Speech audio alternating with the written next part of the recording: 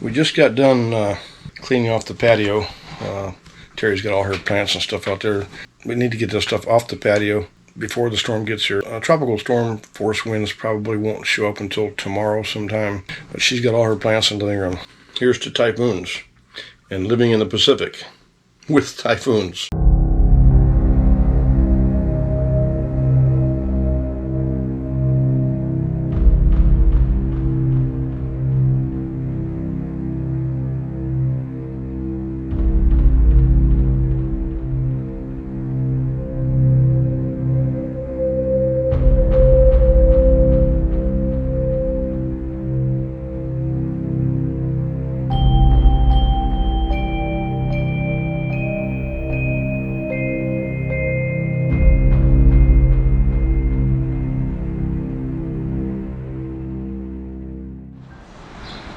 The last sunshine we will likely see in several days. We are on the verge of Typhoon Mawar. She's back in that direction, coming this way, going north. So we're going to say bye to the sun for a while, and we're going to say hello to some wind and some rain. Well, I took a shot earlier, which I thought was going to be the last shot of the sun that we were going to see before this typhoon, and look what turned out. I bet we won't see this tomorrow. We just got done cleaning off the patio. Terry's got all her plants and stuff out there where the barbecue is and stuff, but we thought we need to get this stuff off the patio before the storm gets here. It's right. Today is, what is today? Today's Monday. Tropical storm force winds probably won't show up until tomorrow sometime. So we decided just to get the stuff off the patio tonight, and we can just kind of relax. But she's got all her plants in the living room. I'll show you. Terry has moved all her plants in the house from the patio. It's like a jungle in here. We got plants everywhere. And there's still a few outside. We're going to lose the rubber tree. Oops, there goes another rubber tree plant. I think we got plenty of food and stuff.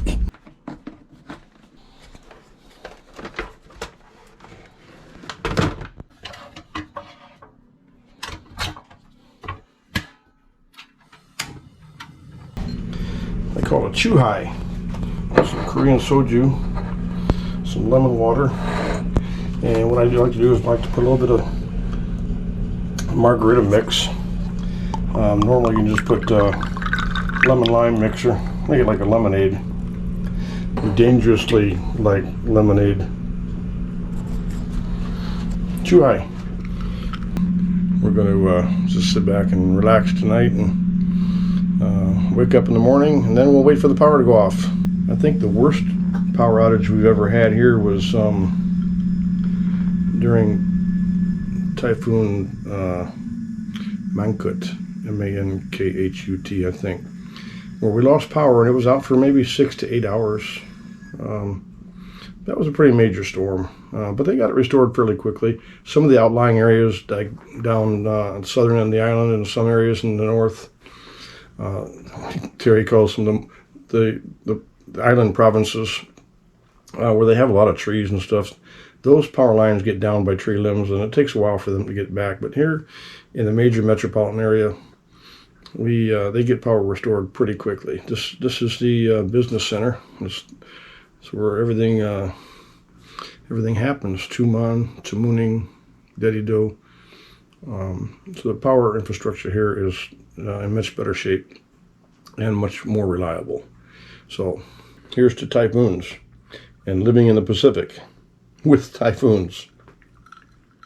It's going on about 10:30 and Tuesday morning. Winds are starting to get a little breezy, but nothing exciting. Typhoon Mawar is now a Cat 3 typhoon with speeds of about 125 miles an hour sustained near the center. Here we've got maybe 15 to 18 knots gusts.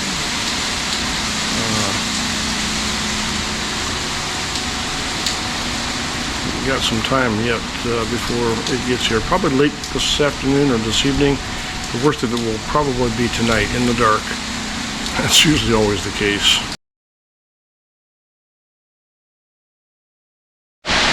Well, sort of got a decent night's sleep. It's about 6 o'clock in the morning. The power went off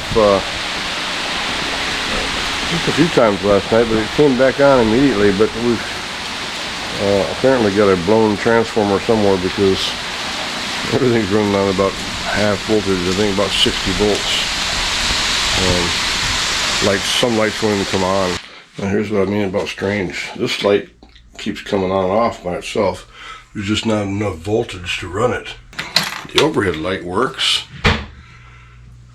The coffee pot brewed a fresh pot of coffee, but this light just won't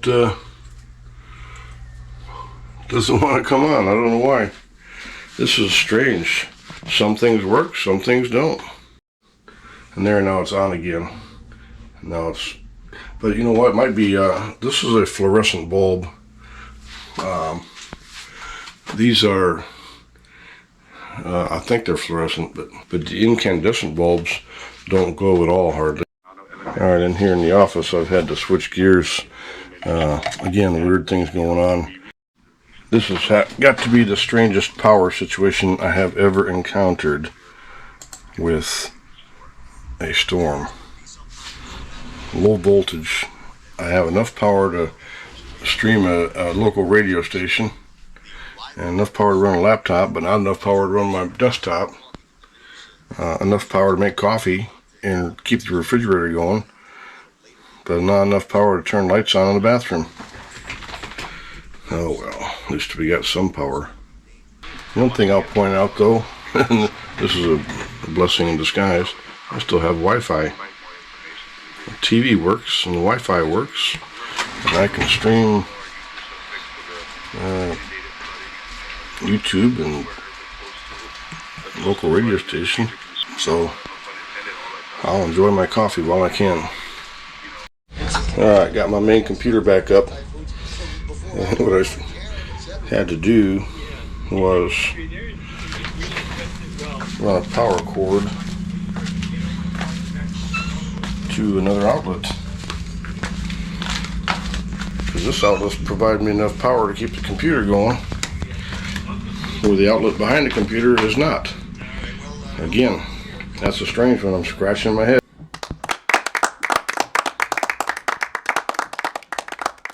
I was thinking of maybe doing a live stream during this storm, but it's going to be hard to do outside, especially with the wind, and I don't have a lavalier mic for my GoPro.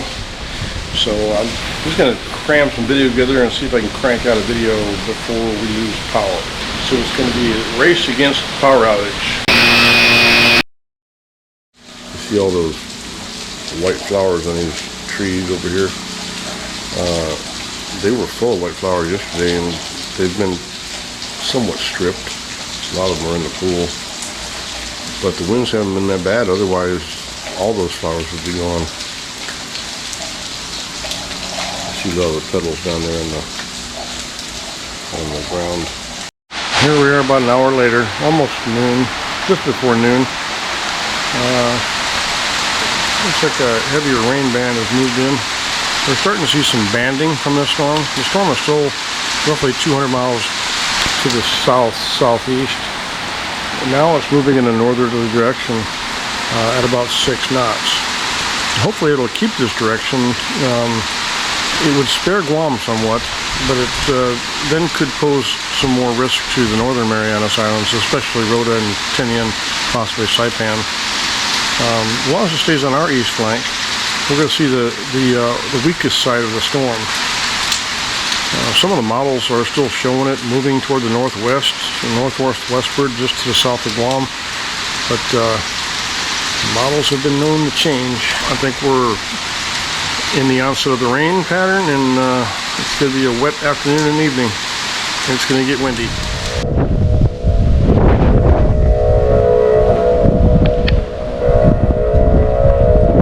That's a warning I've never heard before.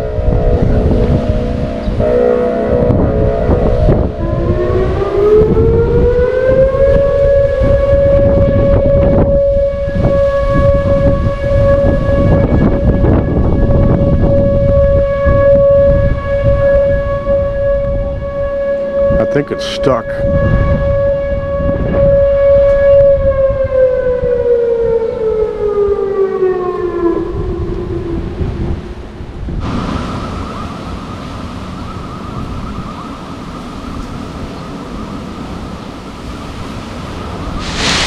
Now we're starting to rock and roll.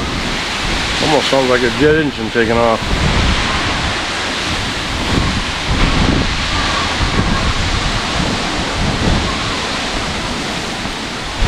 What I had hoped was going to happen is actually happening. This Typhoon Mawar is actually going to go just north of us.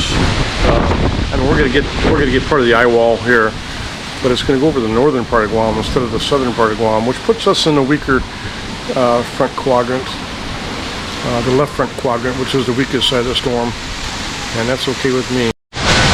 Things are looking kind of messy. All our flowers are gone. Every last one of them. Most of them are in the pool. One tree is down. Those two are still up.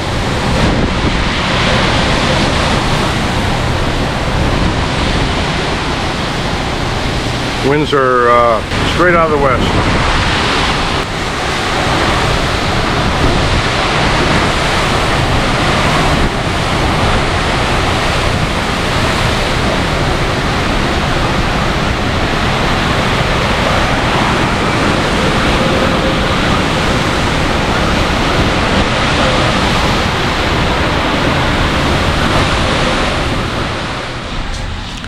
Just before sunset, the weather really turned south on us, so we retreated and took it all indoors.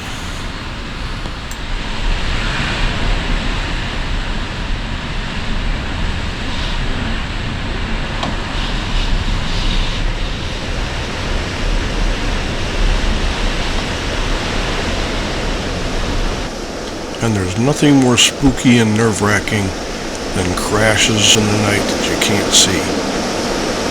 For nearly 3.5 hours, Terry and I took turns bracing ourselves against our tempered glass doors to help keep the doors from flexing from the wind. The wind finally subsided enough at about 3:45 a.m. that we could sit down and relax. We were both tired and hot and sweaty, so we both drank a beer and then laid down to rest. When we woke up at around sunrise, we just tried to make sense of it all. We were safe. Our home was safe, but outside it was pretty well tore up. The next few days, everyone found themselves in survival mode. We had no power and no water, and we carried buckets of water from the swimming pool so we could flush our toilets, and we also used that water to wash dishes.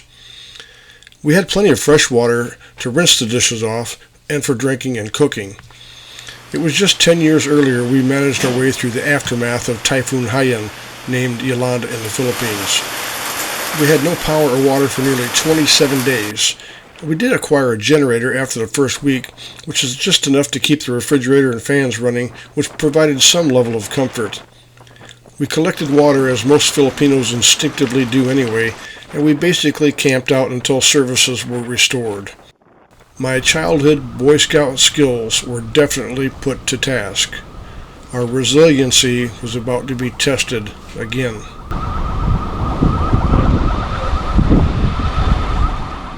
Guam lost most of its power along with the island's capability to deliver potable water. Keep in mind that Guam has a rather hardened infrastructure after many lessons learned from past entanglements with Mother Nature, but the island is not fully immune from disaster.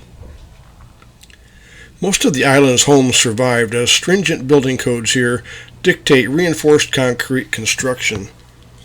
There are very few wood and tin structures remaining from days gone by. Water damage was experienced by many here as it is very difficult to keep horizontal-driven rains from seeping through windows and doors. Most of Guam's main electrical transmission lines are typhoon-proof, but most all outages occurred at the substation and feeder and circuit levels. The one good thing I like about Guam is they do not secure the power in advance of an outage, as they do in the Philippines before storm conditions actually arrive. In Guam, they will only secure feeder circuits when absolutely necessary for system protection and for public safety. They also did a great job in keeping the public well informed on the status of system restoration, both electric and water.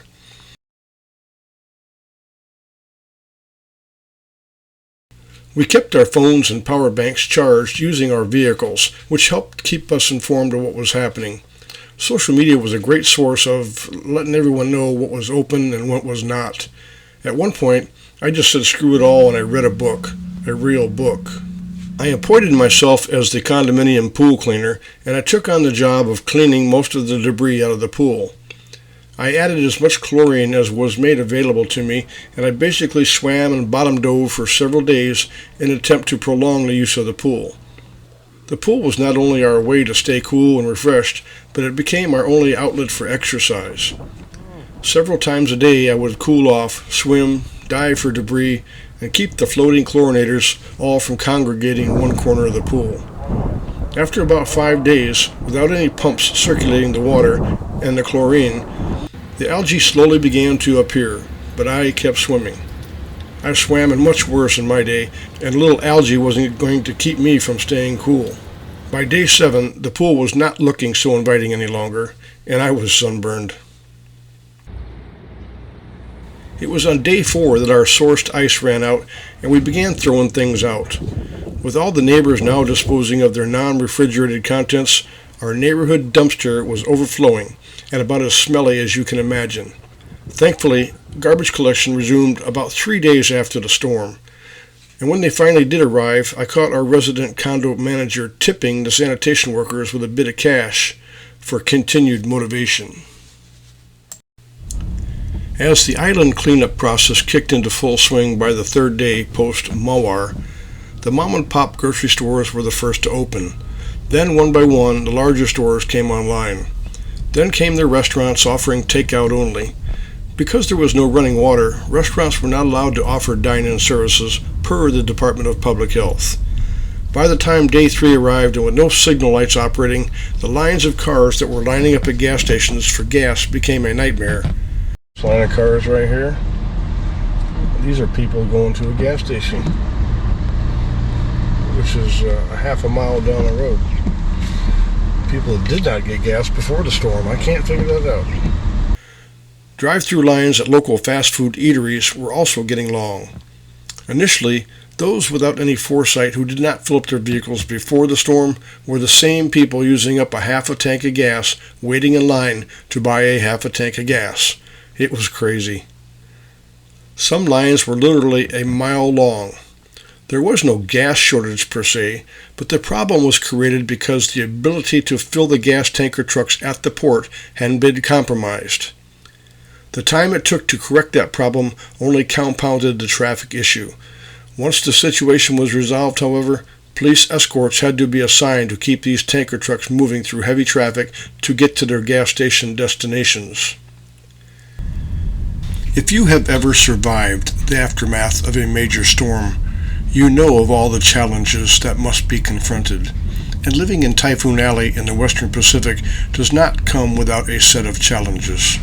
It will just be a matter of time before it all happens again. Usually, though, one tends to succumb to the idea that it will be easier the next go-round. It never is.